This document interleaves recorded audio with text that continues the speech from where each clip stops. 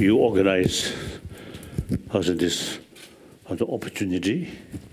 Wonderful, wonderful. And when I give some talk, and particularly the Nalanda tradition, the differences is a Pali tradition, mainly is a believe or accept Buddha's word. And then the Sanskrit tradition, Nalanda tradition, always raise question, why? Even Buddha's own sort of words. We take sort of liberty, no? Questioning, why? So, like Nagarjuna and Buddha Balida and Chandrakirti, many of these masters make distinction. Buddha's own word, such Buddha's word, we can accept. Such Buddha's word. The Buddha taught according particular sort of audience. So according to their mentality, he taught that, but basically we cannot accept. So Buddha himself, give permission or I don't know. He mentioned, my follower, monks, scholars, should not accept my teaching out of faith, but rather thorough investigation and experiment. So Buddha himself give us liberty to investigate. Although I respect all major worldly tradition, over 1,000 years, these different traditions really helped humanity in order to increase human loving kindness. Wonderful. But in the philosophical field, Buddhism is something quite unique. Buddha, give us encouragement. Question. So in order to utilize human brain fully, the word why, that's very important. No. The word yes, not good.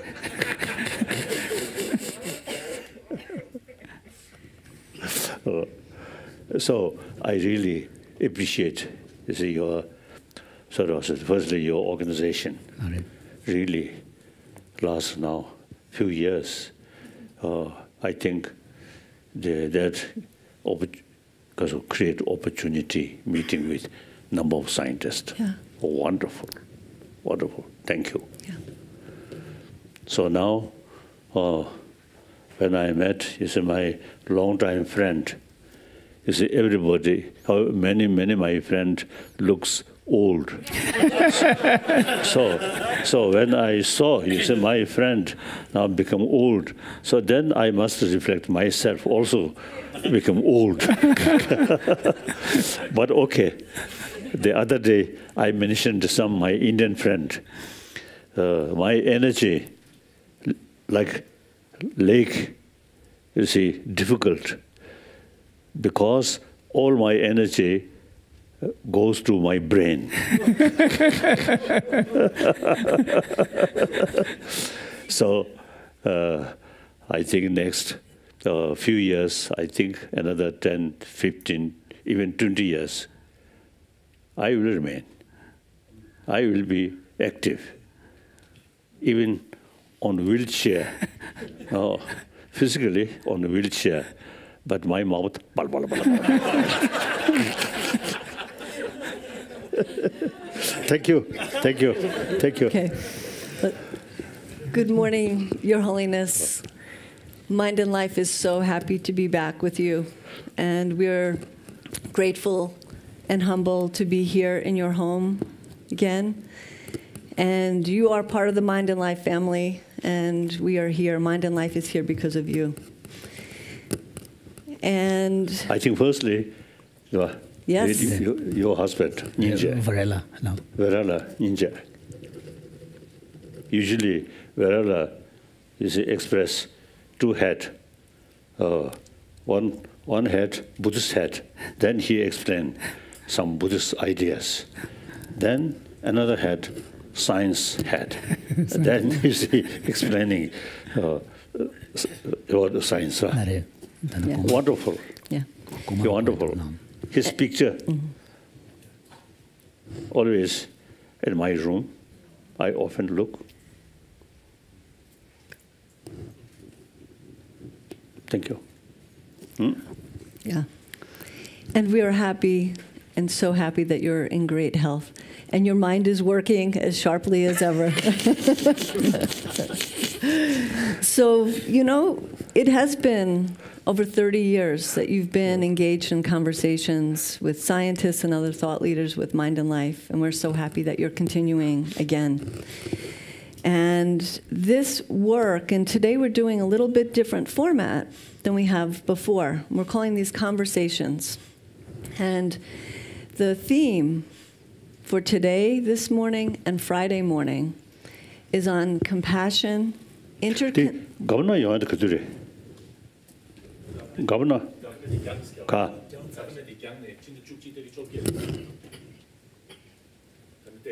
Send you more. Oh, okay. Okay. So today, this morning, Friday morning, we meet together. And the theme, the overall theme, is compassion, interconnectedness, and transformation. And this theme is really central to Mind and Life's work right now. Pretty much all of our programs and the grants that we're giving are lifting up this theme of interconnectedness and societal transformation. So we're going to deepen that during our time together here. And the speaker this morning is David Sloan Wilson, and I will say more about David in a moment. And our speaker on Friday is Pumla Gobodo-Madikizela. And Pumla is from South Africa. And she is a social scientist and clinical scientist. And her work is embedded in the African tradition of Ubuntu. She's a dear colleague of your dear friend, Archbishop Desmond Tutu. Oh. Oh, wonderful. Yeah. They worked closely on the Truth and Reconciliation Project in Africa. Now I'm getting older and older. So I remember Desmond Tutu. Oh, because we very, very close sort of trusted friend. And I always consider elder spiritual brother. Wonderful. Yeah. So whenever we met, you see, we always teasing each other. He described me mischievous Dalai Lama. Then I respond mischievous bishop. Then this very room, one occasion, you see, he mentioned he as a Christian believer, so he ready to go to heaven. Dalai Lama may go something different. So now, getting older and older, I'm waiting. Then actually, so I keep my memory. So the Bishop Tutu's word, true or not, I will examine. So on Friday, we will hear a lot from Pumla, and you will be in conversation with her. And on Friday morning, the moderator will be Aaron Stern. And Aaron is a Mind and Life board member. He is the founder and president of the Academy for the Love of Learning, and a dear member of our Mind and Life family. So that'll be on Friday. After the conversation with David, we're going to have a larger conversation, and Richie Davidson, our founding board member, chief scientific advisor, a longtime friend of yours, will moderate that part of it. Thank you, Richie. And then Jimpala is here with us. He is our Mind and Life board chair. Yes. But in this role, he's serving as your support. Years, huh? Yeah. Yeah. So I will begin by introducing David with more formal introduction. And David is a very esteemed evolutionary biologist. He is a distinguished professor in New York at Binghamton University, president of an organization called the Evolution Institute. And he's a very famous contributor to the foundational knowledge of evolutionary science. And going beyond genetic evolution to looking at cultural evolution. Evolution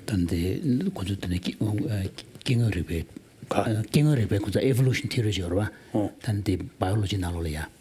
Or evolutionary. The D-call mix it the Quran and the gene member. Evolution. And his perspective on evolution is very hopeful. It gives us a hopeful perspective for the human species and the planet.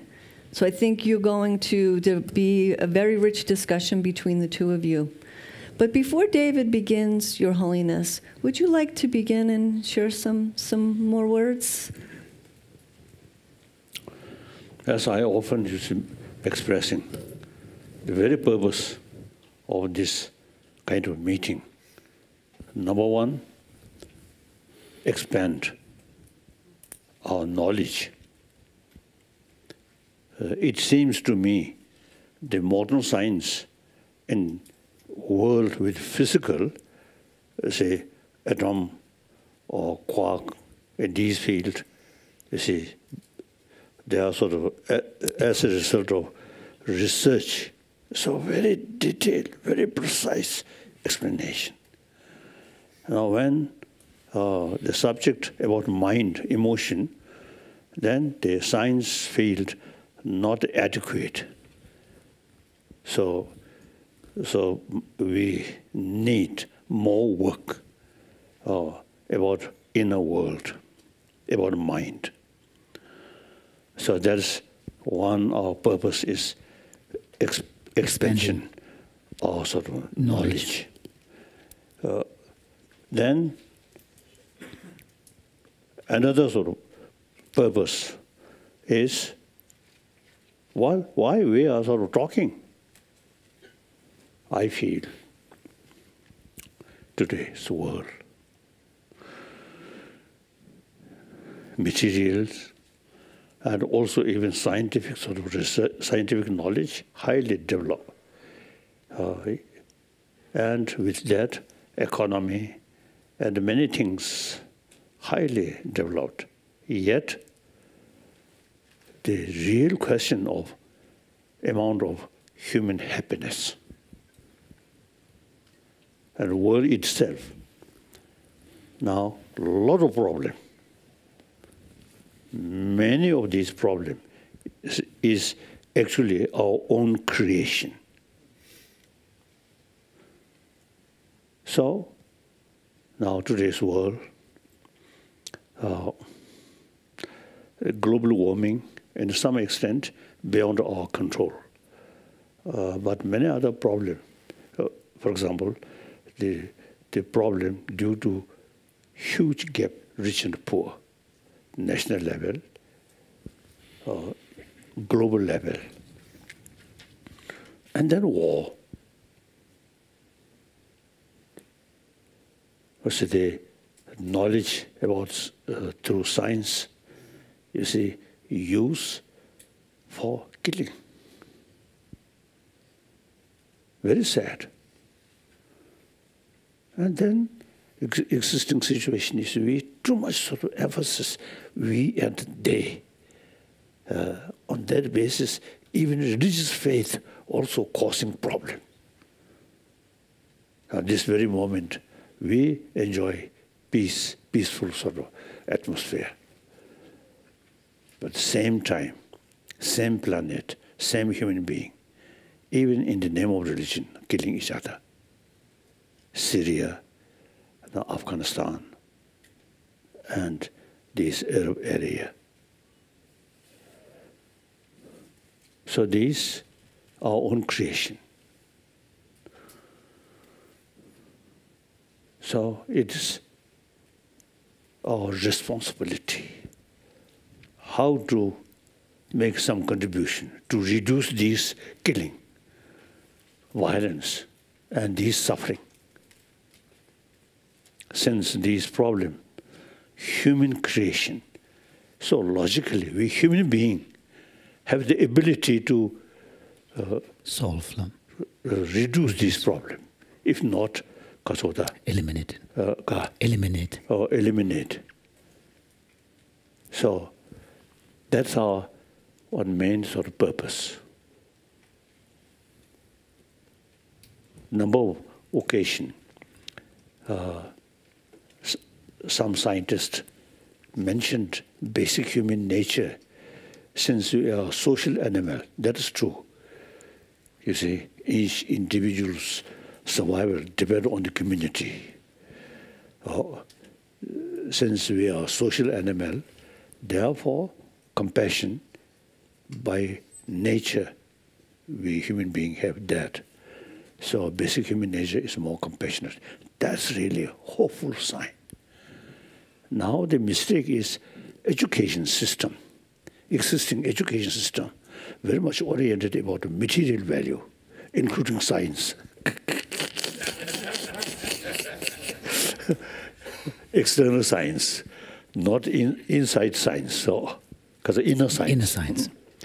Now, since therefore, now time come, we must make effort to educate human being the importance of the warm-heartedness. This human marvelous brain must come combined with warm-heartedness. If this wonderful brain combined with anger, fear, then become destructive. So this brain should combine with warm-heartedness. That not through teaching, religion, but now scientific sort of research. And now, as I mentioned earlier, some scientists say, you see, constant anger or hatred is very bad for our health. I think according to my own little experience, I think the compassionate mind, more practice that, then the whole phenomena appears something very positive. That reduces fear or suspicion. So too much self-centered attitude, then this side also you see, you get some suspicion. Here also suspicion. Altruism, entire sentient being, particularly 7 billion human beings. We are same. One human community. We have to live side by side on this planet. Then you see, killing each other makes sort of the creation, strong we and they, is very short-sighted, narrow-minded, old thinking. Now today's world, entire 7 billion human beings are one human community, live on one planet. So now these things through scientific sort of basis explain, I think, you see, more people, I think more conviction, rather than religious sort of spiritual leaders say that. Religion, of course, still many people get some benefit, but 7 billion, I think over 1 billion non-believer, true. And among the believer also, you see too much concept of we and they and killing each other. Very sad. Very, very sad. Like that. So that's our main sort of one purpose is to promote human value and ethics. Value, ethics, very much related. Okay. Thank you, Your Holiness. Perfect beginning. So I'd love to ask David to begin and just share your bit of your work and your perspective. I felt something. May I express? Please. You, lot of white hair. So sometimes people say more sort of worry and more white hair. So I'm now 84-year-old, but still Dark. quite So dark.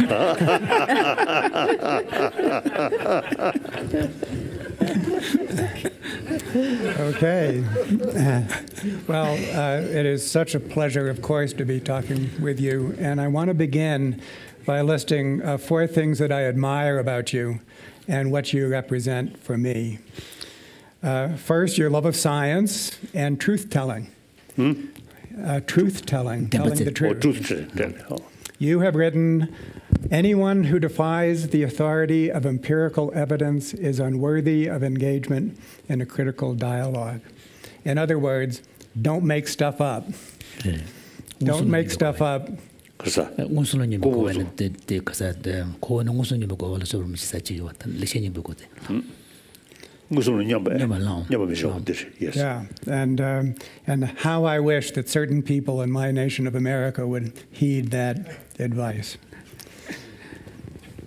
Second, your call for an ethics for the whole world, even to the point of going beyond religion, as you put it in the title of one of your books. So as you have just said, we are first and foremost citizens of the earth, regardless of our other identities. And yet we can't just be citizens of the earth. We also do and must have other identities that group us at smaller scales. And so the third thing I admire about you is your courageous stewardship of Tibetan culture and religion. These are cultures which stretch back long, long before Western science existed as a cultural institution. And I admire what you said just about the Buddha being a scientist, basically, an experimentalist, encouraging us to always ask why. And then finally, your humility, your insistence that you are first and foremost a human being, no higher than any other human being. And that's why I can feel comfortable talking with you like this on an equal footing. So these are the 4 things that I admire about you. Now, I am a scientist who studies evolution, a theory so simple that it can be described in 3 words. Variation, just about everything that you can measure in an organism varies. Selection, these differences often make a difference in terms of... Selection. No. Often make a difference in terms of survival and reproduction. And replication, the fact that most organisms pass on their traits to their offspring.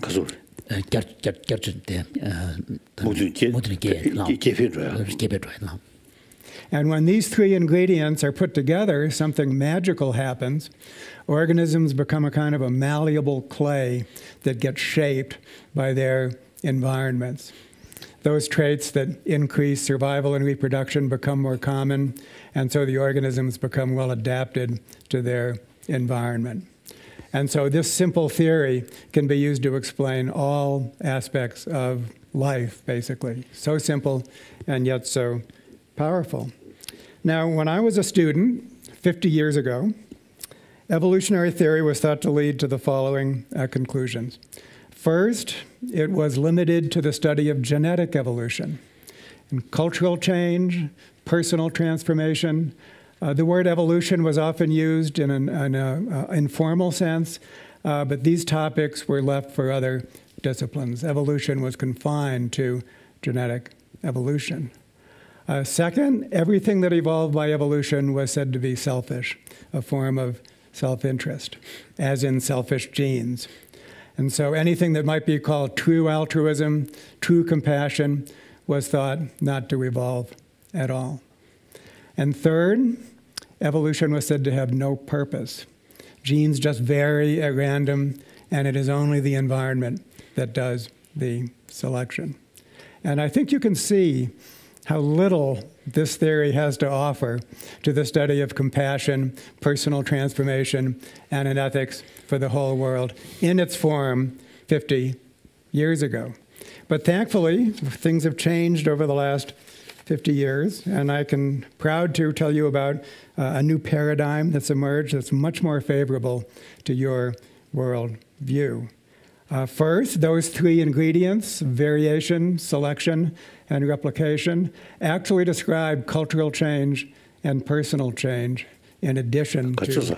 단데 도마단 롱압주 콜리아 evolution evolution 그 따와저와 따와데네 진장장 돈데 마도 되시게 매바다 아니 자외 그 개인이 정말랑도 고주 장장 증문제 지고 디지털 닝지다 셴벨로도 되시게 매바 차기어레스 데네 교태제 아니 단아 evolution 그 개주 숨줘와 variation da selection da reproduction 시게 디지털네 아니 미기 personal transformation that So we can go beyond the informally calling these evolution and actually use the tools that have been developed for genetic evolution to study these fast-paced changes taking place all around us, positive and negative, and also within us, our capacity as open-ended beings for transformational change. Second, altruism, compassion, everything that we associate with goodness actually can evolve as a product of evolution. It's not inevitable, but when certain conditions are met. So altruism and compassion can evolve. And third, evolution can be a conscious process, need not be blind. So this means that we could guide our evolution and indeed must to achieve an ethics for the whole world. And I think you can see that this new view of evolution has so much more to offer the study of compassion, transformation, and all of that. It's like the difference between sailing against the wind or sailing with the wind. So this makes it an exciting time to be blending science, spirituality, and religion, which is what the Mind and Life Institute and other worthy organizations are all about. Now, believe it or not, some of these points could be made less abstract by two experiments that have been done on chickens. And so chickens, as you know, are a domesticated species, and that means that some of their properties have been selected by us, not by nature. So we have consciously evolved chickens, and this is a hint that conscious evolution is something that's possible when we... And also, I think, beef. And beef, yes, yeah. all of the domestic animals.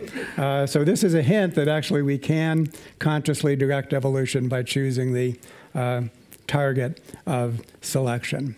And in these two experiments, involves selecting for egg-laying productivity. We want chickens to lay more eggs. And in both cases, the chickens lived in groups. So in the first experiment, we choose the most productive hen in each cage to breed the next generation of hens.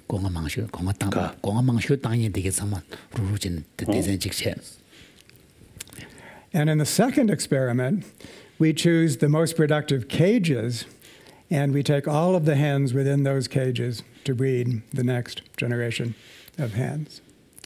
Now, you might think that the first experiment would work better because, after all, it's individuals that lay the eggs.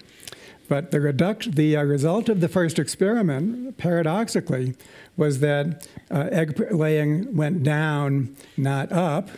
Why? It's because the most productive hen in each cage was the biggest bully, the most aggressive end, who achieved her productivity by suppressing the egg laying of the other hens. And aggression is heritable in chickens. So that means that after 5 generations, we had bred a strain of sociopaths. 잠깐만 소시오파트라 저걸 셴리아 짠에 지동 지구로 맞이냐 들려요. 셴리 지구 짠에 맞이냐 셴리 너버견이 다냐지. 자진하네. 자진하로 들려요 있lam. 잠깐만 들으셔야지. experimented des 초간이체 직대 나로야 공항망쇼 땅에 장장지 추두제 초바지샤 직대 나로야 아니 케이지 간다 지용 것도는 공항망부 땅에 마도 자들의 랭원에 마담 바체제 초뱅원에 담 따지디고 당부디 담교 나온 단체나 공항망 땅 그럴 공항 용을 땅에 차고 가서는 코란도 지기적 톱주 땅에 톱주 것도는 강한 되고 그래서 So, the second experiment, by choosing the most productive cages, those were the most peaceable hens, and by selecting them, then it turns out that compassion is just as inheritable as aggression. And so after 5 generations, we had produced a strain of compassionate hens who helped each other lay eggs. And in 5 generations, we had a strain of hens that were on the path to enlightenment. And so this simple experiment introduces a theory called multi-level selection, which is part of the new paradigm. And one of the lessons is that egg laying is not an individual trait, even though you can measure it in an individual. Egg laying is actually a social process. And this is true not only for chickens, but for all of the rest of us. Just because we can measure it in an individual does not mean that it is an individual trait. Whether we are good or bad, whether we're the victims or the victimizers, and the way we are not standalone individuals. We are nodes in a social process. And what would that be but the concept of non-self and the systemic view of Buddhist thought as I understand it. So I think there's a wonderful convergence there. 개주 망보지 미결기 돈에 대시 잡도 두고 어래 그 제버체도 요르데네 터두고 대시 대시한을 두두고 돈은 좀 남아도 해요. 말 대산 디다단데 남배숑네 변전 두두다 된데 깨지 해다 니보시라도스. So another insight is that selection at the smallest scale between individuals within a single group favors destructive selfishness. And this is because natural selection is based on relative fitness. It doesn't matter how well you survive and reproduce in absolute terms, only that you do so better than the other individuals in your vicinity. Who's on top is the way that it goes. And so natural selection operating at the smallest scale actually produces social pathologies. The suffering that we inflict on each other is actually a product of evolution operating at this small scale. So you might say that's the bad news. The good news is that if we go up a little bit and we look at natural selection of groups doing better than other groups, then we find evolution favoring cooperation, altruism, in all of its forms, at least within members of those groups,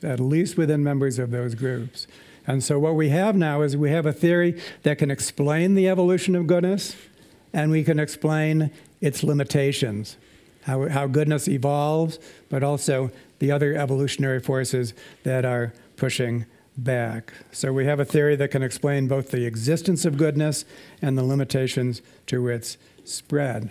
And life consists not only of 2 tiers, individuals within groups, but it consists of groups within groups within groups, multiple tiers, and that logic is the same at every rung of this hierarchy. So in familiar terms, what's good for me can be bad for my family. What's good for my family can be bad for my clan.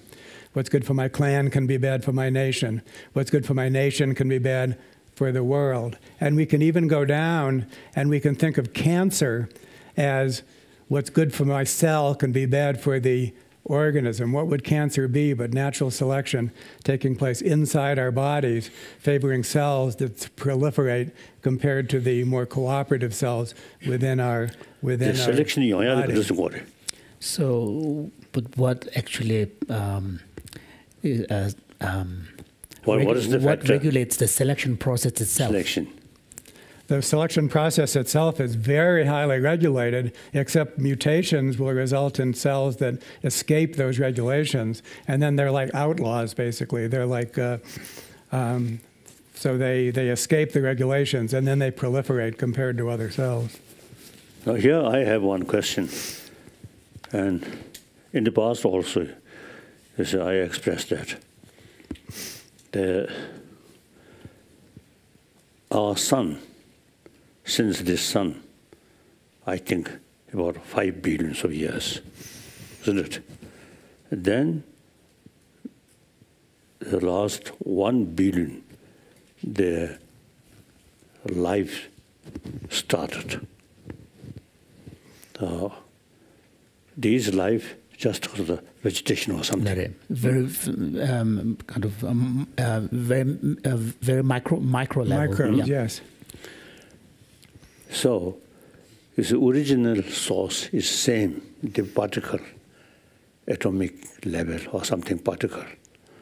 Then gradually, one sort of particle, you see, create also the so-called consciousness. Or lifelong. Lifelong.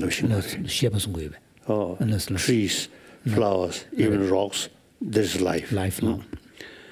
So then one particle, eventually, you see, create consciousness. So what's the main differences? What makes those differences? Now, like rocks, these because of the all these articles, basically same sources, particle. Then world because of creation, it's the same, no life. But eventually, this is some particle create or acting basis of consciousness. One, sort of without consciousness. Without consciousness, without feeling. Inorganic.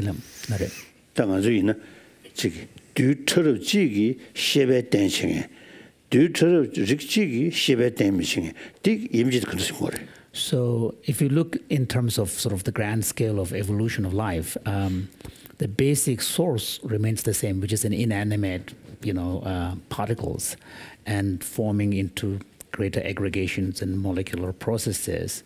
But one strand leads to inorganic micro-level objects that we see in the world.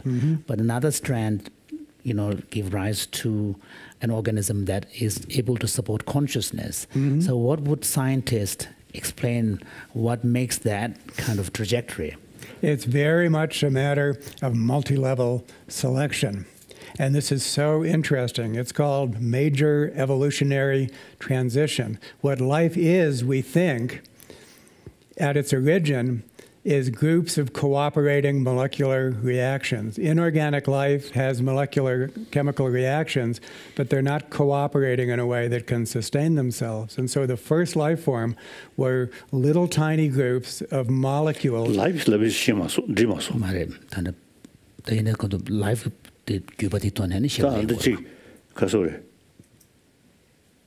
I think now, atomic level, I think movement by nature. Then you see the aggregation, more because of combination or more groups, and then different forms come. Right, and 자장가 디는 신식이 디 가서 누시기 하시다. 소화용해야 돼. 가리토는 용도. So Holiness is essentially asking, what would be the scientific explanation for why in some processes consciousness arises and in others not? The ability to experience pain and pleasure and so on. So is there an understanding what... So there must be third factor. A factor. One particle just remain like that, and eventually, also the conscious, because of the thing which no consciousness draws, objects, all these things, and one tiny sort of particle.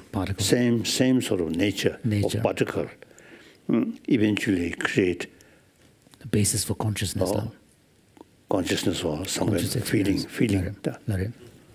So this is still very controversial. There is no consensus on this. But I think that a primitive life itself can be thought of as a primitive form of consciousness, which then evolves, consciousness evolves. And so as organisms become more developed and elaborate, then they become more goal-oriented, more conscious. And of course, with humans, we have a form of consciousness which is still even further advanced, and that consciousness can expand still further. In a way, that's what needs to happen, is that consciousness is at a global scale. Then, do you think sun have some consciousness or not?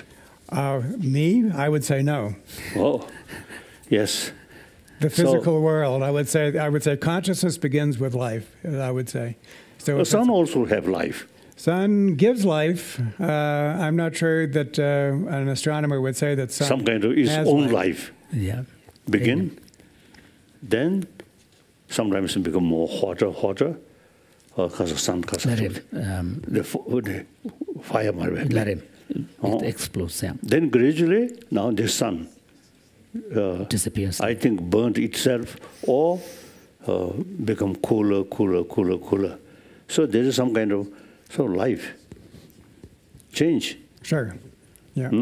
But no consciousness. I would say I would agree with that. So. So now they gradually, I think, because of sun and these different sort of sada, celestial bodies slowly came into being. Yeah. Then including our world. Then on this world, originally I think some kind of sea, right? Water. Yeah. Then some jellyfish. Then they become more active. So you say, try to live on land. On land, yeah. So then gradually, 2 hands, legs, this come. That's the evolution. Survive Thomas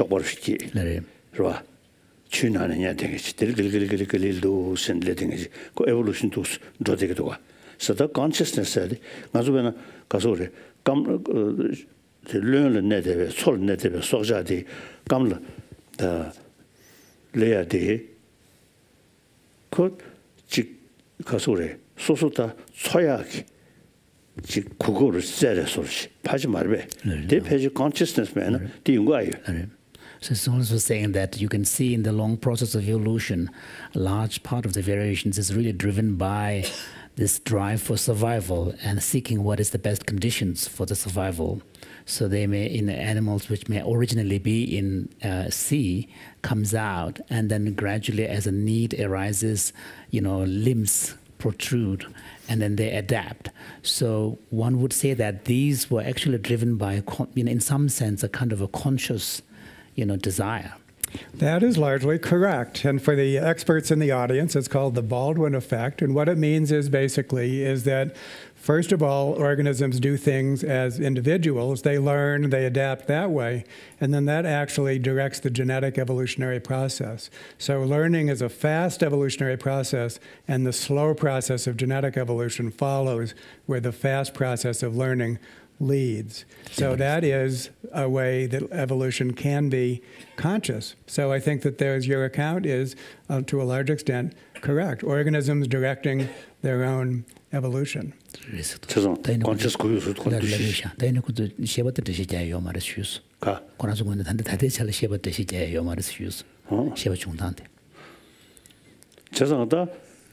particle, atomic level, same particle. But one particle eventually produce consciousness. One particle not produce consciousness. What's the factor? There must be third factor. So because the basis is really this material basis is the same, so why would one lead to consciousness and why wouldn't the other? So there must be a third factor that would explain that difference. I would say the particle quantum selection. He's wondering whether it's actually just purely a random selection on the part of the particles themselves. Consciousness challenge you. So, but His Holiness was asking, do you actually accept the idea of consciousness? Now here like this, some feeling. Of course. Oh, of course. This consciousness. Yes. Well, consciousness.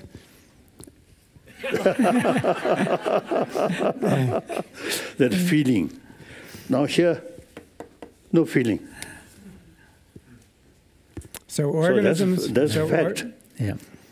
Now we must have some sort of explanation how it began. It arose, yeah.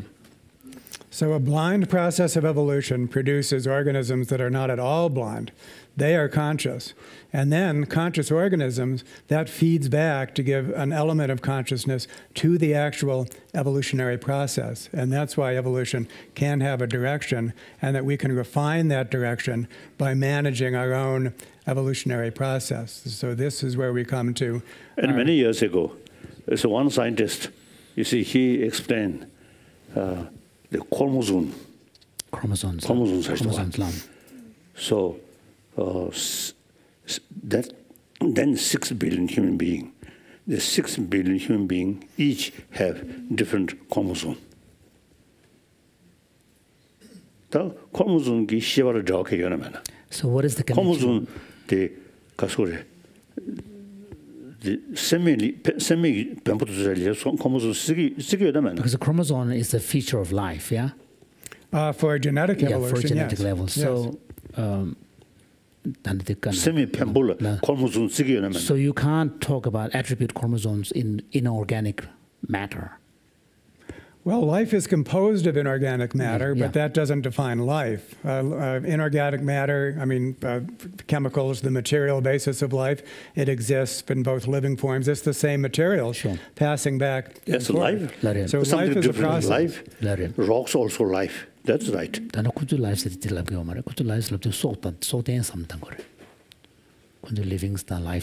true life. So would you say water has life or water is alive? I would say no, water is not life. Water does not have the 3 ingredients of variation, selection, and replication. Life has those 3 ingredients. Now, if evolution will not occur without those 3 ingredients.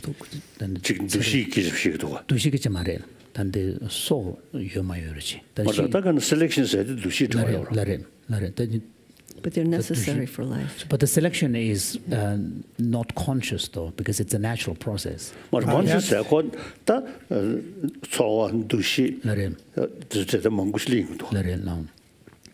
great deal of selection is not conscious. We're not asking, is all of evolution a conscious process? We're asking, can evolution be a conscious process? Much evolution is blind.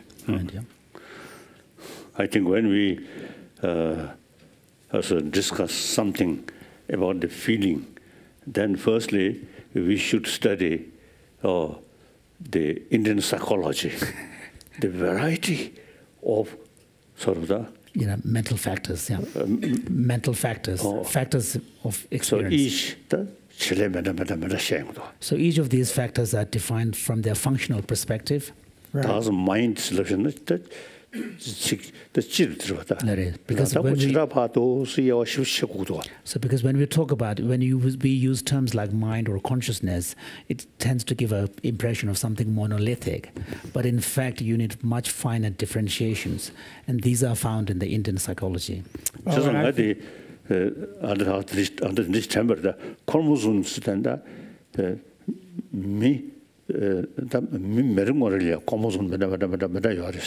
chromosome that me bana kasoda ji poburi ko chromosome jato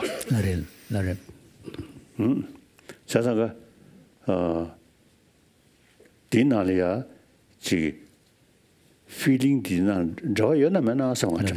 His Holiness was wondering because he was told that chromosomes, each of us have, individuals have different chromosomes, and so even many of the physical features of the individual person can be defined, in some explained on the basis of chromosomes. So he was wondering, is there some connection between chromosomes and consciousness? I don't think that consciousness could be traced to chromosomes per se. And one of the points I want to make is that in addition to our genes, we have our symbols. We have our symbolic systems, our meaning systems. And our meaning systems have as much of an influence on our behavior as our genes. So this is called dual inheritance theory. In our species, we have two streams of inheritance, the genetic and the symbolic, that co-evolve with each other. And of course, I think consciousness resides much more in our meaning systems. Where else would they be? Our religions or our secular meaning systems, all of us have a dense system of symbols inside our head, which is influencing how we behave at least as much as our genes, and which, of course, themselves evolve in great diversity and can be managed so we could actually guide the evolution of our meaning systems, which is what we need to do. David, the last point, so we can guide our meaning systems, so we can live in a more ethical way. Well, the last point I want to make is to distinguish when we construct our worlds. We need to construct our inner worlds, and we need to construct our outer worlds. And what does it mean to construct our outer worlds? It means that we have to construct our groupings. We have to construct what our norms of behavior, how we reward good behavior, punish bad behavior, how we transmit and store information. And so there's a whole external world that needs to be constructed in addition to the internal world. And I know that in Mind and Life and with so much of what you do has to do with the construction of the inner world, what's inside our minds. And I feel that that needs to be supplemented by a mindful construction of our external worlds, the groups that we form all the way up from small groups. And a major point to make is that the basic building block of society is not the individual, it's the small group of individuals that are doing things meaningful together. The small group is a kind of a cell in a multicellular social organism. And so I think that the inner life within each of us and then the external world both need to be constructed. And I'm eager to have that conversation as to what we do with our external world in addition to what we do with our internal world. External world means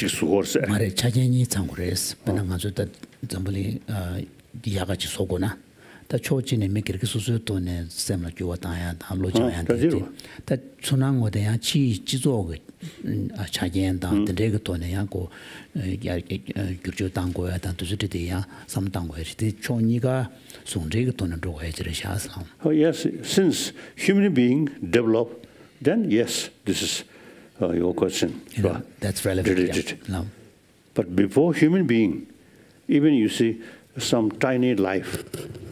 Not yet, you see, I think develop human brain. Like a human brain, thinking, not yet. Some tiny, even I think the mammal, the pig, like the apes. Yeah.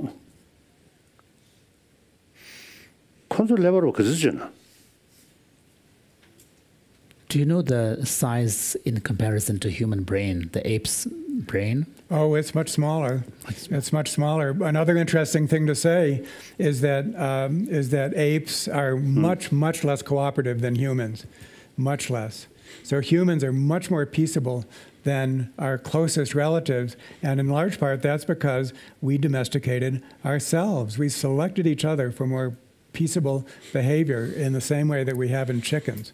And so that is a fascinating new development in evolution, is to think of the concept of self-domestication.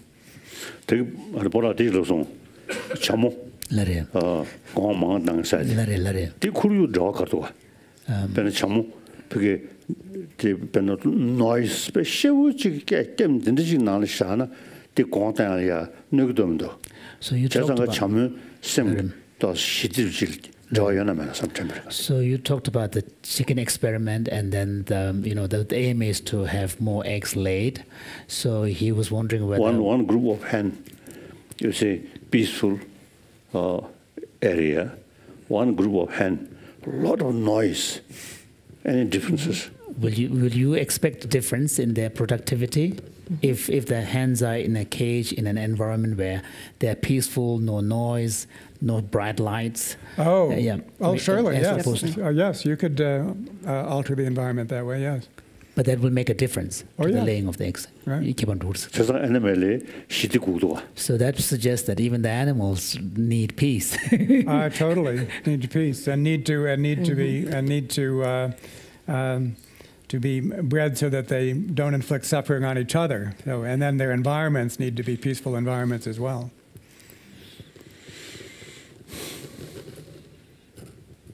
Good. Thank you. Yeah. So how are we doing on time? Maybe one more question. And then another question. So this is a question I'll first pose to Your Holiness, and then David, you can chime in. So I understand that we as human species have this capacity for both selflessness and selfishness, right? For cooperation and compassion and altruism, and also for opposition and this ability to take away from others. How do we help others to resist the temptation for selfishness and self-serving behavior? Melta chageniga yores, mel chageniga yores, so rondon kujuche, konda kulonchita, ya shenpen che da nyambru che da cooperation che, chageniga yobenza, da chikutuma shuchun taeg, tapshi karionas.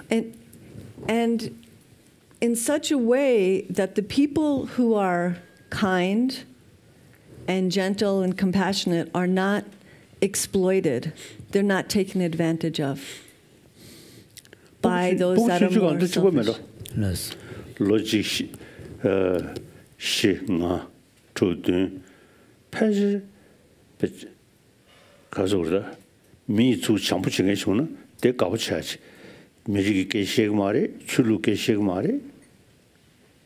So His Holiness feels that in our infancy, probably we're all the same. So there's this natural quality is much more kind of, expressed, and the children will respond to others' kindness spontaneously, regardless of whether they know the language or whether they're identified with that group or whatever. So maybe up to age 4 or 5. I often, you see, telling many years ago in Switzerland, pathology, children's village, children's village, pathology. So there I noticed one home, Jewish children. Next, Palestine children. So these people, you see, not much sort of conflict, no differences. They play together. So I always feel the existing education is not, education itself is causing problem. Education, you see, make differences, we and they. That's the source of problem. So in education, therefore, we should emphasize oneness of 7 billion human beings. The different religion, different country is secondary. Basically, we are same human being. We have to live together on this planet. Yeah. That's probably a good way to. Do you have anything to add, David, in terms of, say, conscious evolution? Well, we talk in planetary terms.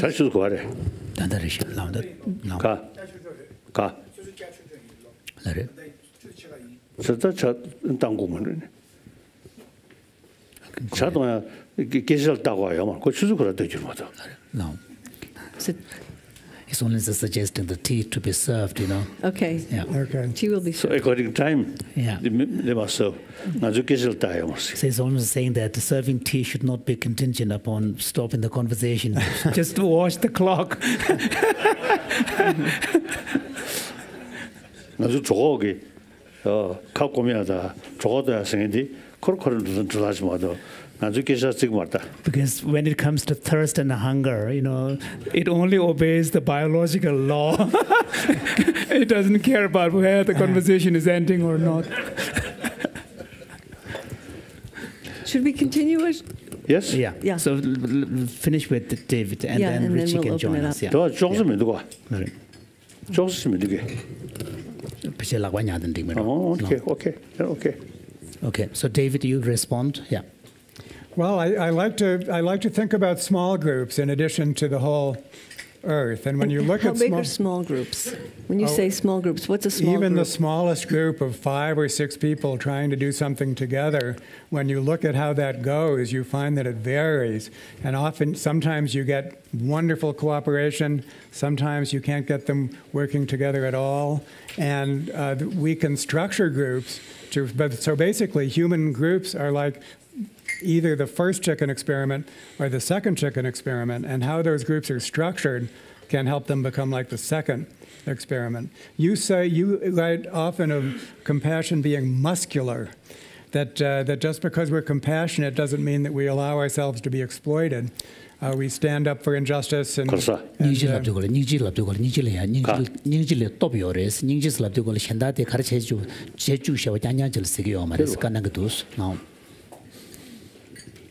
One of my Indian friend is once told me the rate suicide in big city much higher. The countryside, the sense of community much stronger. So like farming, The farming communities, rural area. Yeah. So you see, they have the feeling, if I find some difficulties, I can ask this family, that family. That's and right. worker in big city, just oneself. Shall we circle and then? Yes, so thank you. So what we're going to do now, for all of you that are here, we are going to transition into expanding the conversation. And Richie is going to facilitate a discussion with all of us, and His Holiness will stay and participate in that. So what we're going to do is we're going to move chairs around a little bit, so just bear with us for 2 minutes. So, Your Holiness, before we jump back in, there are 2 issues that you brought up that I didn't have a microphone before, so I couldn't respond to. So I will take this opportunity to just address 2 things. One is about brain size. Elephants have larger brains than humans. We need to look at brain size in relation to body size. So that's a very important issue, because there are many species that have larger brains than humans, but if you look at the ratio of brain size to body size, that's where the difference lies. So 소구치중은 계속 매들지. 말다 소구치중을 때문에 아니 레바치중 지제 삼당고레스. 진짜네 언더 란지 있는 것들이 제일 거. 랑진 레바 것을 체가 요레스 때네 쿠란 수불 베베 야 레베체 중중차 지고레스. 소구친 보인다. But the other issue that you raised is about what distinguishes between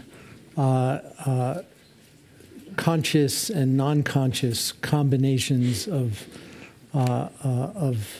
material matter, and the conventional mainstream understanding would argue that it's basically complexity, and that when a sufficient level of complexity is reached, then that creates the conditions for consciousness. How it does that is still a mystery. And I don't think we've made any progress substantially. But the understanding is that with the number of neurons which we have and the number of connections which exceeds 1 trillion, we create, it's really the most complex matter in the universe. And that level of complexity is what is critical and distinguishes the matter from which consciousness is said to arise compared to matter from which consciousness does not arise. 망보 좀배 돈에 녹슨 전부 용도가 아니 신에 레벨 간다 셰바게 시된 차거를 슬라마도 다야 가르치는 용거를 슬라면 김제 시에요 말을 슬라마 네 거라 그것도 네 오케이 그렇죠 티 예 자데도 야 최사인사 최사인사도 오 If I might add to that. Tea, yes, I do. Okay. Yes, thank you. If I might add to that, all important words have multiple meanings. And consciousness, oh, thank you very much. Too big. Too big?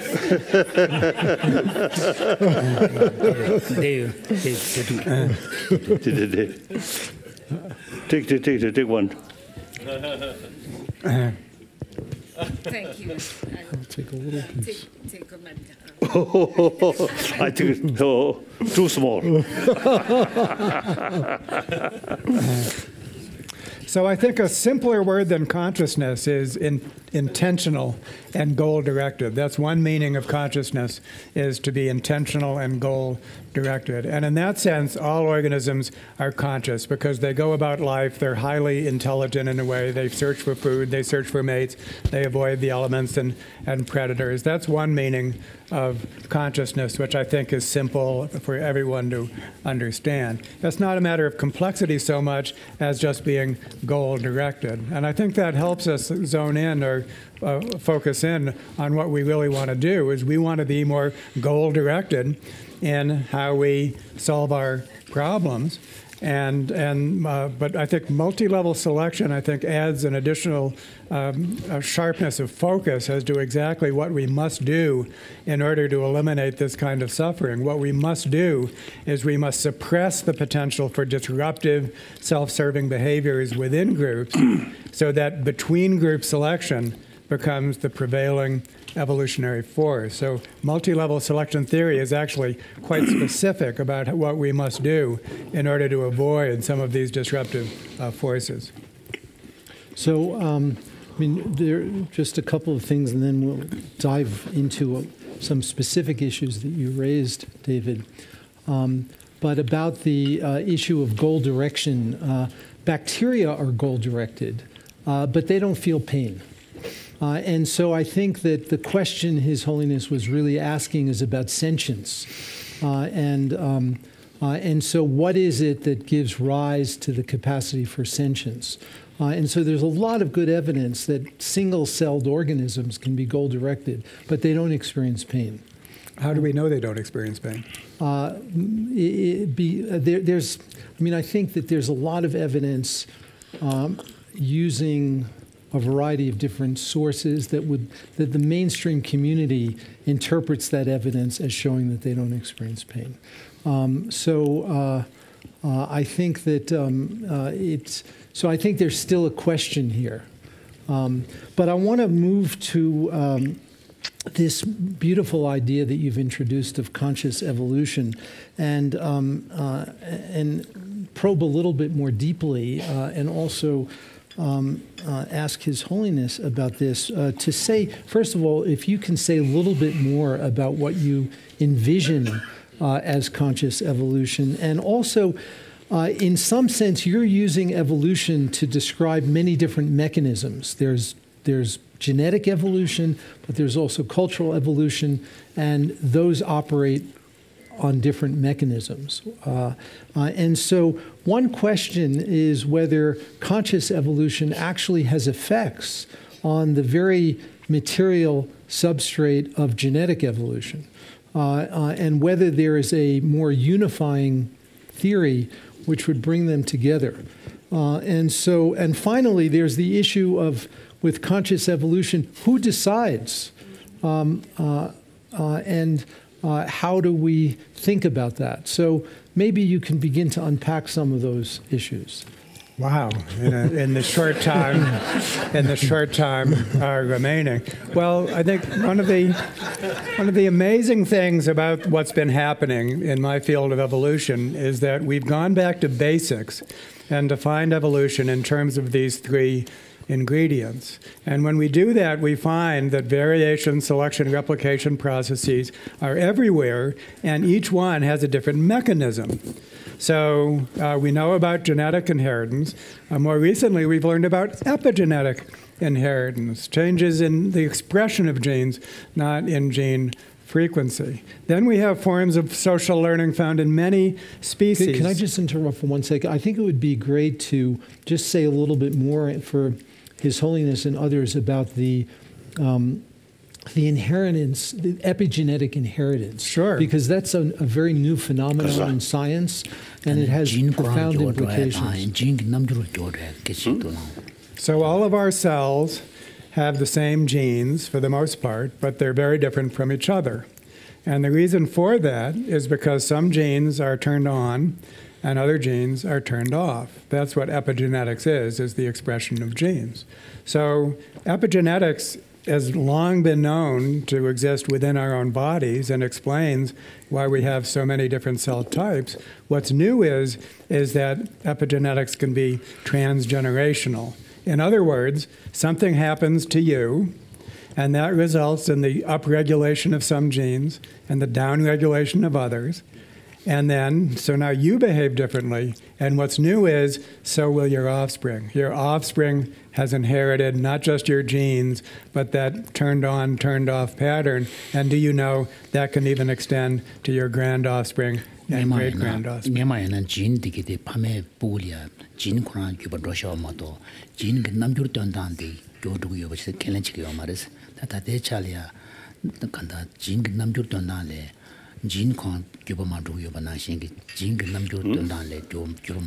You know, fundamental thing is whether beside this body some phenomena which we call consciousness. One clear sort of, I think for us, it's a clear indication is there are people who remember about past life. I met few children. They clearly mentioned about their past life and very detailed, different name of their parent and their families and their location. I actually met. Nobody can deny. It is fact. So now this body is something new. After sort of father's semen and mother's egg combine, then this body is developed. And this brain also then develop. But no connection, previous life. One small Tibetan boy born in Lhasa, he insists, my place is not here, in India. Then with parent, come here, Dharamsala. Then that boy say, no, this is not my place. My place is south. So eventually, the parent went South India and then reached one one monastery. Then you see that boy say, oh, now this is my place. And then that boy, and then I think 4 or 5 years old. And that boy, you see, led parent and reach one house. And then that boy say, now this is my room. And you see, that boy express my sort of glass in that box. And then open the box, glass there. And then, at least to see another, I met one Indian. I don't know, the parent believe rebirth or not. the girl, both case girl. So one Kanpur, one Ludhiana. So very young, so they remember about past life. And then the girl in Kanpur, now 4 parents.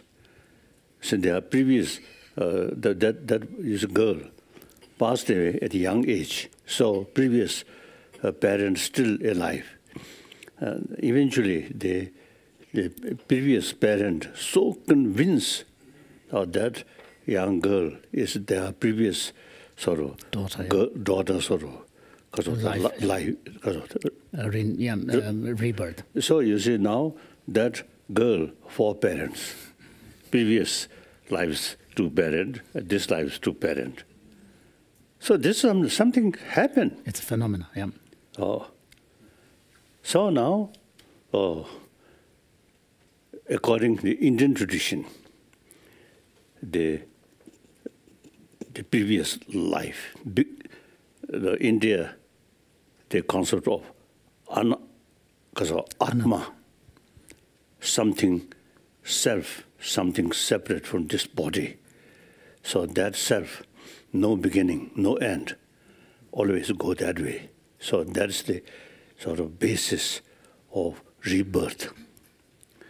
The Buddhists, you see, Buddhists and also I think some different sort of tradition, we believe consciousness, the sensorial level consciousness, obviously depend on these organs.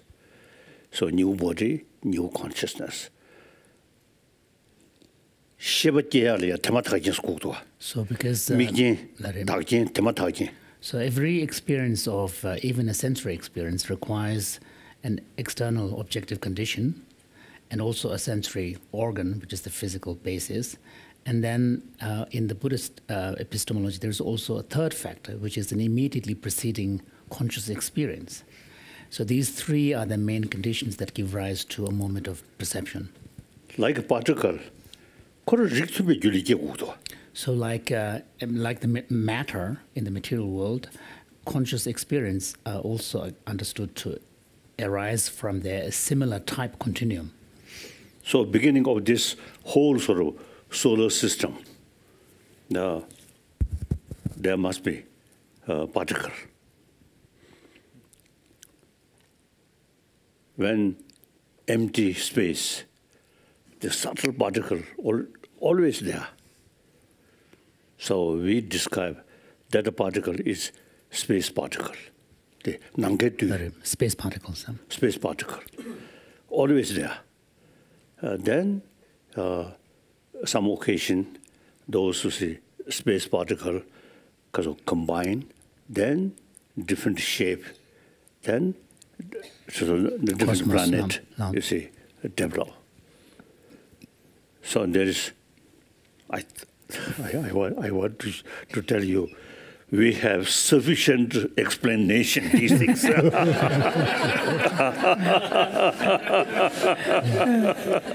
This is when we need to practice humility and just say we don't know. We don't know. Right. So I think the memory about past life is eyewitness. Then according to my parent, I also express past life. Recollection of past life, yeah. And that, because I'm going to Shazikishi.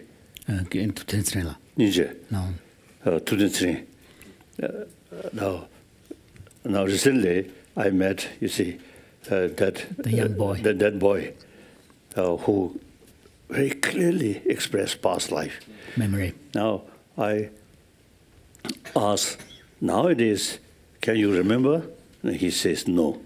So then I felt very good. So it is my own experience. My own experience. No. Then there are people who previously very young, clearly memory, then getting older, yeah. Grow up. Getting older, then forget. So that's my companion. So at one young age, about 2-3 years old, I also have some sort of indication, remember, about past life. One, I think quite strange, the search party group, you see, they come my house, very small village. That very morning, I very much excited. My mother, my parent, do not know. Then, you see, visitors come. Then immediately I run towards them and recognize these people. I mention their name. So at the very, very young age, seems to some memory. Now, even what happened yesterday, sometimes difficult to remember. So now, it is fact, the people who remember past life. So there must be some explanation or concept. So that we say this subtle level of consciousness, no beginning, no end, always go that. So now he carries some project about Tukdam. Tukdam means person actually died, that the heart beating stop, then blood circulation stop, then brain dead, but still body remain very fresh. So there must be one factor which keep that body still fresh. So he carry, you see, these in India last now over 60 years. I think one longest person, longest sort of day remain. Shabu, Pararamchi, Dundrakazere, Pararamchi, Nixemari, Basalia, Ka, Ringsho the Tisurumchi. Tisurumchi, Shabu Jobje, Pararamchi, Shabu Nistatanchi. Peshu Yon, Basalia, to the big Tawai Koroyore. Ready is Muchi Gusubet, Servache. Shabu Nistuxi in a shore. So there was this. In a disho, and the Tisurumchi, Shabu Jobje, Yuzumchi, Shabu Josum. So there was in Baksa quite an early days.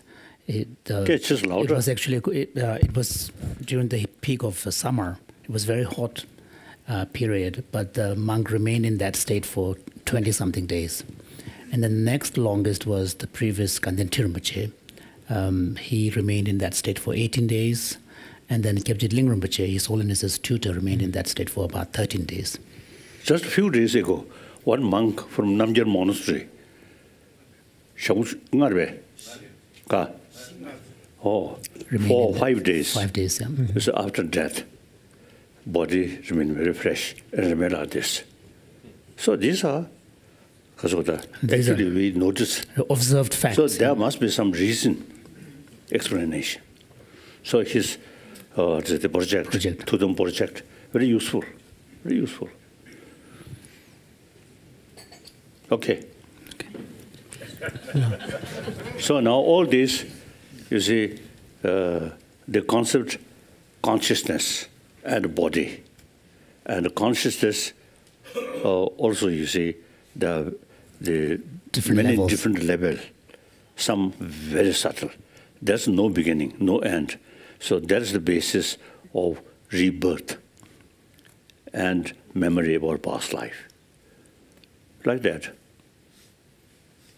And then with that, dream body, person, sleep and dreaming, dreaming.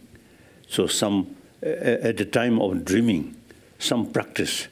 Through practice, that dream body can separate from this body. Mm-hmm. One monk official, he served in Chamdo area, I think in late 40s, and Yes, late 40s. Now, he told me his mother, one occasion, mother asked them, don't disturb my body. Actually sleep. So she slept about 1 week. So then after sleep, waking up. Oh, and she mentioned during sleep, her sort of dream body visited different place, then mentioned this place, such things there. So later, exactly, you see, the so accurate descriptions of the places that he visited. So there are such sort of phenomena. You see, we need some more research work. These are phenomena, it's fact. So we must have some explanation. Just so it's very difficult to explain these phenomena purely from a material kind of perspective. Yes, indeed, I would say so. Very difficult. Yes. Yes, to quote Wolf Singer, who said at a meeting, a Mind and Life meeting we had a number of years ago, he said, if this kind of phenomena is really true, then we are in big trouble, referring to our conventional scientific worldview. Actually, no problem, no trouble. Nobody can say, so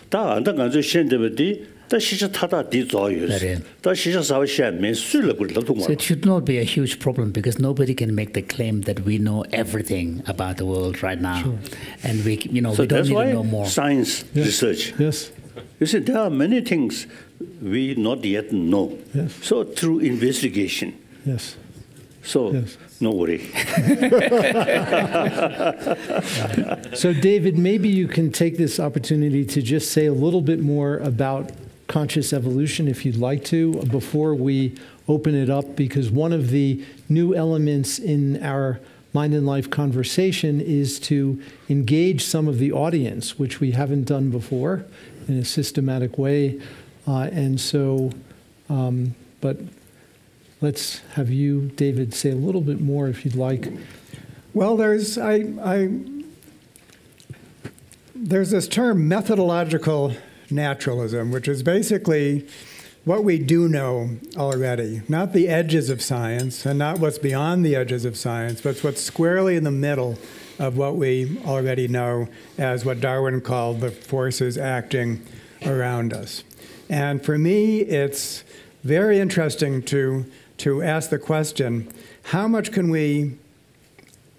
progress can we make right smack in the middle of methodological naturalism? And there, when we talk about conscious evolution, I think that there's a form which in many ways might be considered mundane, at least compared to what we've been hearing. But on the other hand, if we can make progress, in this mundane way, then please let's do that. And so that kind of conscious evolution is very easy to describe. It is, we need to basically imagine our future, and then we need to step into that future. We need to construct our own future. Now, everyone wants to do that, and when we talk about positive change, that's exactly what we're trying to do. And so the real question there is, does a more formal knowledge of thinking about this as evolution, does that add value to what we're already aspiring to do? And so there we can make some statements. For example, it needs to be an ethics for the whole world. We really have to have, when we plan our actions, we have to have its impact on the whole world in mind. If we merely make smaller units, smaller groups, functional, working, that won't be good enough because that will create dysfunctions up the scale. Another thing we can say is the importance of the small group. The small group is a missing link of human society. Today we have individuals and large-scale society. What we need is individuals in small groups in large-scale society, and those groups have to have a certain kind of a structure. If it's an anything goes kind of groups, then you're going to get like the first chicken experiment. If it's an appropriately structured group, then you're going to get like the second experiment. 지도 교호 단단데 단에 다대찰 제베나 그런 저 삼단단데 미크레바다 아니 지도서 저걸 초고 침부지가 삼단 거라서 다데 conscious evolution 도 삼단베나 미크르게 교호 단아 좀더 마세베야 초고 충수데 네 체로제 I think if may I say so, the Western culture, I mean, each country, their culture, very much related with their belief. So, India, since ancient time, you see the practice of investigation there. So, over 3,000 years, there's a tradition, investigation, already there. Now, in the West, Judeo-Christian tradition, this very life created by God. So, simply, you see, not thinking previous life or these complicated sort of subject. Simply, God creates, we. So that was also very good. I always was telling, if you truly believe creation of God, creation by God, creation by God, then we all believe same concept, God, infinite love. So, whole human being, whole world created by God, so all 7 billion human beings are children of same Father, infinite love. So if you seriously believe that, then no way to kill each other. We all children of one Father. That Father, infinite love. So all major religious tradition, I think wonderful. If we seriously follow. Now, unfortunately, look, Shia and Sunni, both accept Allah and the Quran and 5 times prayer. Same, but killing each other. How bad? And then Burma, Buddhist, Muslim problem. So these, I feel, education. Now these, now the reality. Now we have the responsibility and also possibility to reduce these things. Now best thing is scientific sort of explanation. So ultimately, more compassionate mind is very much sort of useful for our healthy body, healthy mind, and a happy family, happy community. So, on the basis of scientific finding, there's more easily to explain other people. If God said that, then some people say, where is God? Difficult. Then we Buddhists, more easier, Buddha stated. But then, among the Buddha's own follower, like a Burmese Buddhist. So now, best thing is, you see, we have to make effort to promote one sense of oneness of 7 billion human beings. We are same human community. We have to think we are part of the 7 billion human being, human community. So each of us have the responsibility to create peaceful, happy, compassionate humanity on the basis of science, not religion. Okay. Wonderful. Maybe we can now open it up to questions We'd like to keep them brief to give Amy, please. Thank you very much for that beautiful expose. Is it on? Yes, it's on. It's You on. need to keep it close. I just have to. Yeah. I have to keep it closer. So you were talking to us about dual inheritance theory, and you said that you thought that symbolic systems or meaning systems had more effect on the genome than the genetic evolutionary systems, or a quicker one.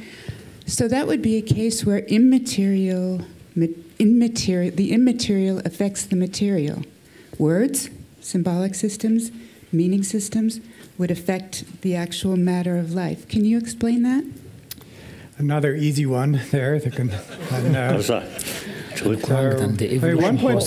Evolution process not only the gene to ne go to chita ya su sam tang ba ta ru shun dan de to ne super rang go to give the shit. This allows me to say a little bit more about epigenetics.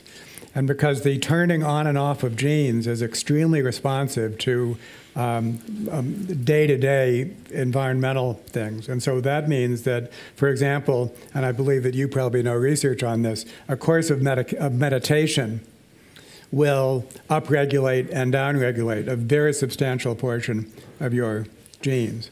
So depending on the way we use our minds, that very much influences what we do, and that always is mediated by physical substrates, basically physical mechanism. Anything that happens has a physical cause, but the physical cause is actually not explaining what is happening, because that is based on these forces of selection. If you know a little bit about evolution, you know that there's two kinds of causation.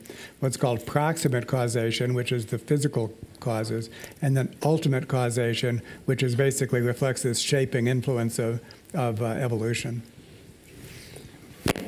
That's an inadequate response, because there's so much more to say about that, but that might be the best we can do in a short space. So there would be no immaterial causes? Well, I think ultimate causation is immaterial cause. It basically allows us to explain properties without any knowledge of the material makeup of the organism. So I think ultimate causation.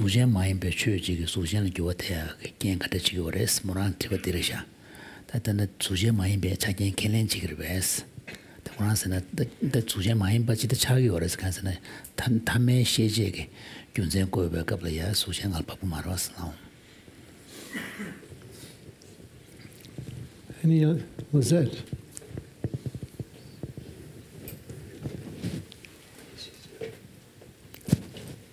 Thank you, Richie, and thanks so much, David and Your Holiness, for this wonderful discussion.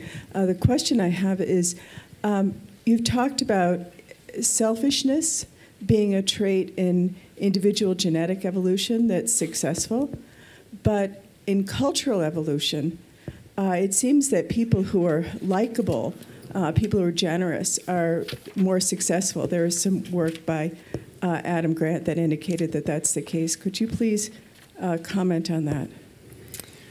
Well, the reason that there's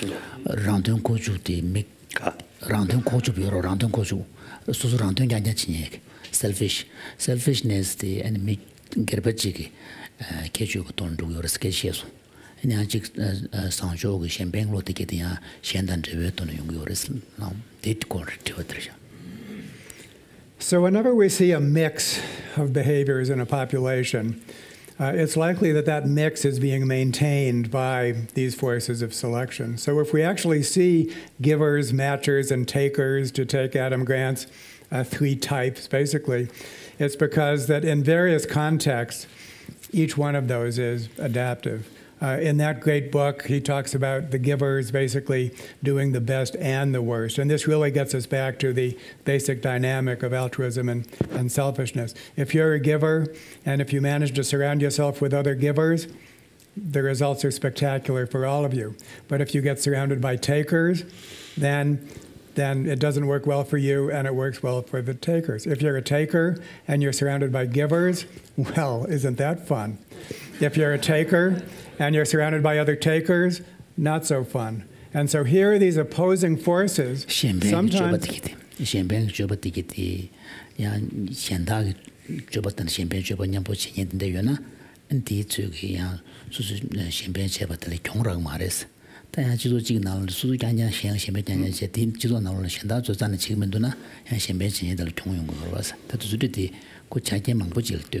I would like to ask His Holiness something related to this, to amplify on this question. And that is, Your Holiness, you've spoken a lot and written a lot about the importance of motivation and altruistic intent. And if in this language of the giver, who is the more altruistic person, if the giver is altruistic with the right motivation, with a truly compassionate motivation, we know from scientific evidence that it will benefit health, it will actually have biological consequences, it actually, there's evidence to suggest that it can reduce stress hormones and have a whole range of beneficial biological effects. And so might it be the case that simply being a giver in any context, whether you're surrounded by takers or other givers, there's an intrinsic benefit to the genuine motivation to express compassion in this way?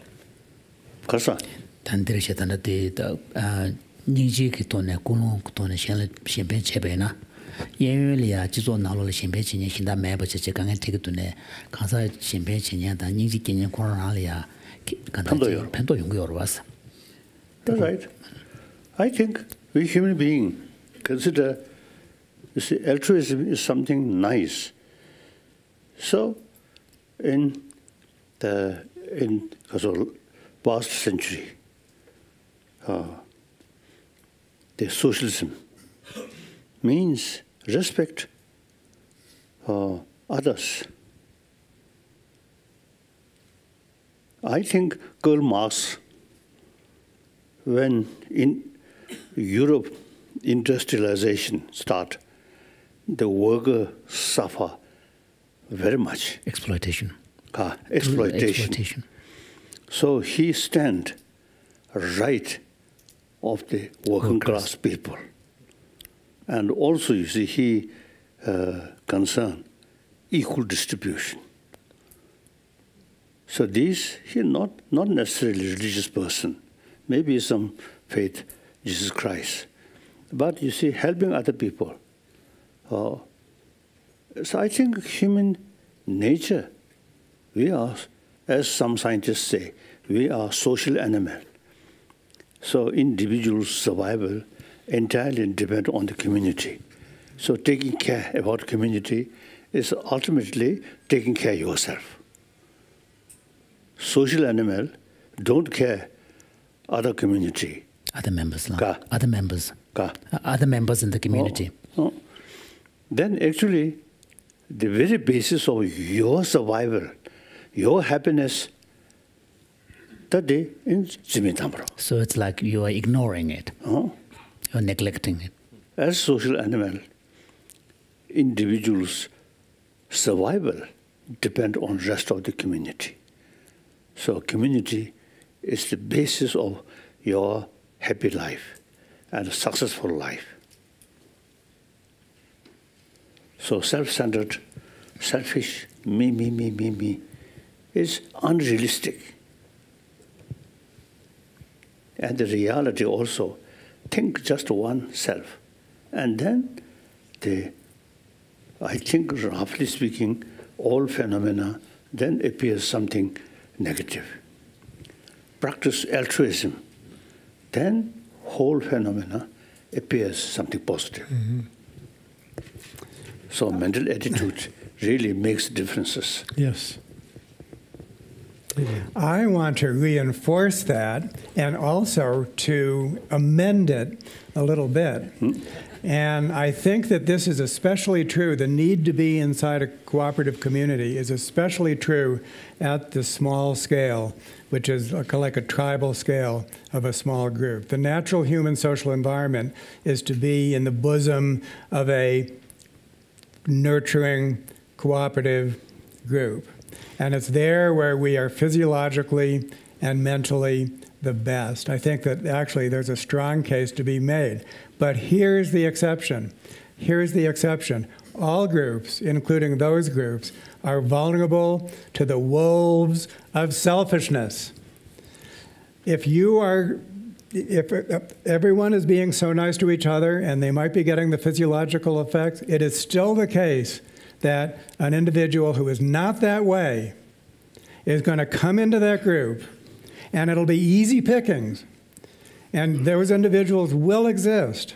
And so unless altruism can protect itself from the wolves of selfishness, then the wolves of selfishness will come. And of course, we see them all around us at all scales. So we have to do something about the selfishness problem, and counseling people to be altruistic and telling them that they will, then I think that's not enough. There has to be tougher mechanisms in order to keep the wolves of selfishness at bay.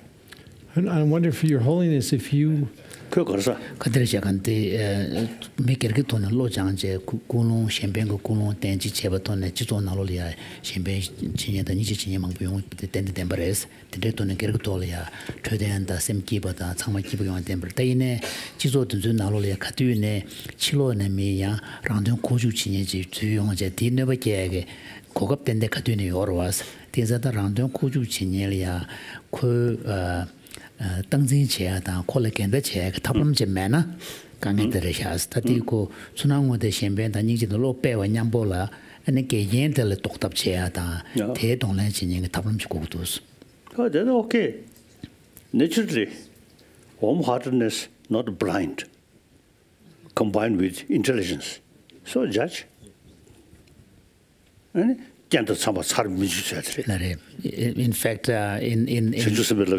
fact, in the Buddhist tradition, one of the precepts of a bodhisattva is advanced practitioners who actually explicitly vow to take altruism as their fundamental, kind of a guiding principle.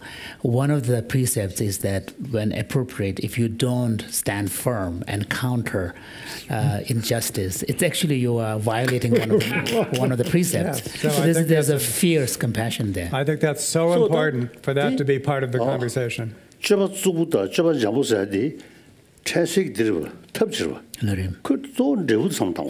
for example, like when we talk at the behavioral level, what seems harsh versus what seems gentle is really, we're speaking purely at the appearance level.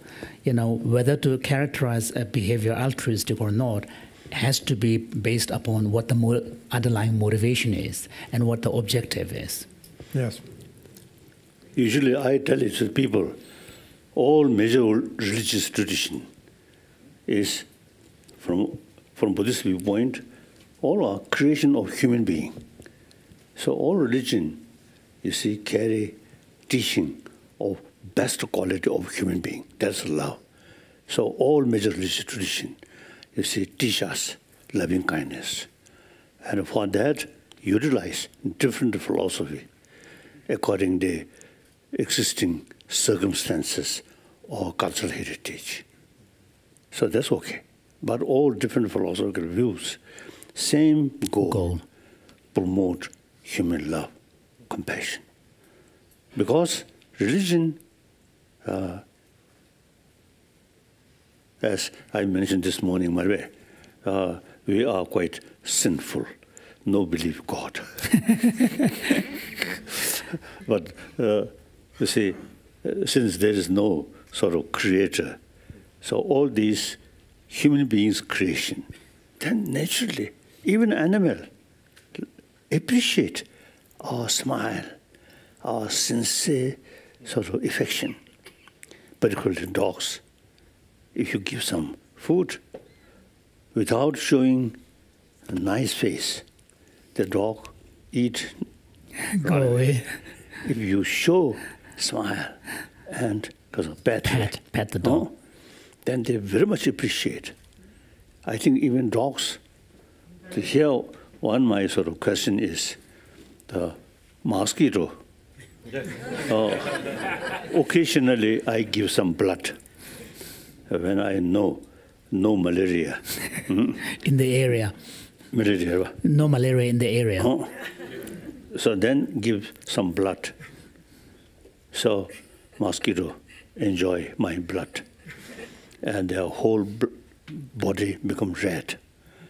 And then at the end, few drops from their body, then fly. No sign of appreciation. So I'm wondering, the brain size. Very small. Which size? What size? Yeah. Then develop the sense of appreciation. Capacity Dogs, for appreciation. Yes, appreciation. Yeah. And many other birds also, like that. So these is connected with because of the brain. Brain size, no? Maybe we have time for one quick question. last question. I have this gentleman here, and I have Mona that have both been waiting for questions. We didn't say so. We'll do Okay, let's do, yeah. please. Karsa. Okay, then the 13 chapter. Yes. No, over there. Okay. Thank you. I have a question. Louder. Hello. I have a question to His Holiness. So glad to hear that you talked about how education is creating differences, and it's something I'm also arguing in my thesis as to how education is creating, actually reproducing social inequalities. So what, according to you, the kind of reimagination that education system requires in the contemporary time where there's so much urbanization, so much influence of technology, social media, what according to you is the reimagination we need in education today? When I look today's world, a lot of problems which essentially our own creation. So that related with education, I feel. The so-called modern education come from West. In West, you see, moral ethics side is just to believe God. No tradition of training our mind through practice of shamatha, single-pointed mind, one-pointed mind, and analytical meditation. That is only in this country, India, including Jainism and Buddhism, no God, no creator. So everything, something like self-creation. Therefore, training our mind is very important. Just a prayer, not sufficient. So therefore, in this country, over 3,000 years, concept of shamatha, concept of vipassana, already developed. And then, with that, the concept of ahimsa, non-violence, and karuna, compassion. So now, the existing modern, so-called modern education come from the country where no such practice, no such tradition, only pray to God. So therefore, now the education field, we must include education about our emotion, mind.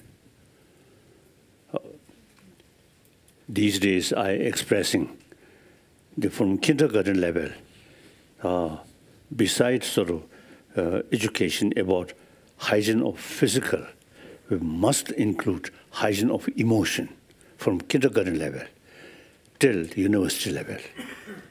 So training more knowledge about mind, about emotion.